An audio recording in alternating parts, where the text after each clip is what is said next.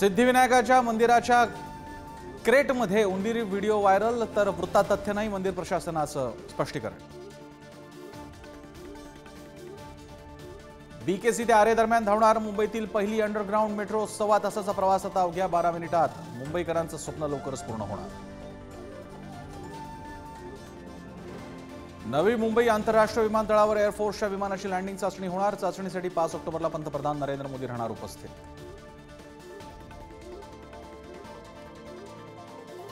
विदर्भातील 62 पैकी 45हून अधिक जागा जिंकण्याचा भाजपचा निर्धार। अमित शहांच्या उपस्थितीत पार पडला पक्षाचा मेळावा।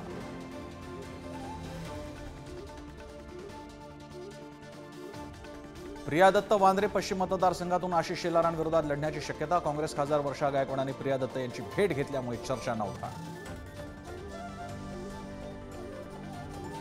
मुंबई विद्यापीठाच्या सिनेटच्या 10 जागांसाठी पार पडलं मतदान। ठाकरेंची युवा सेना आणि अभाविपमध्ये थेट लढत। आदित्य ठाकरेंनी केलं मतदान।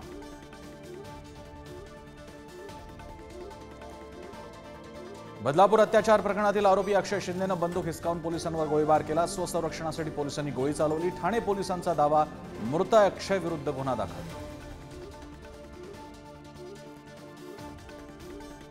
शरद पवारच आमचे दैवत, करमाळ्यात अजित पवारांचं वक्तव्य। तर आम्हाला आमचं काम करू द्या, दादांचं दुरूनच दंडवत। मराठा आंदोलक मनोज जरांगे यांची प्रकृती खालावली। पाणी पिण्याचा आग्रह करत अंतरवाली सराटीत महिलांचा आक्रोश।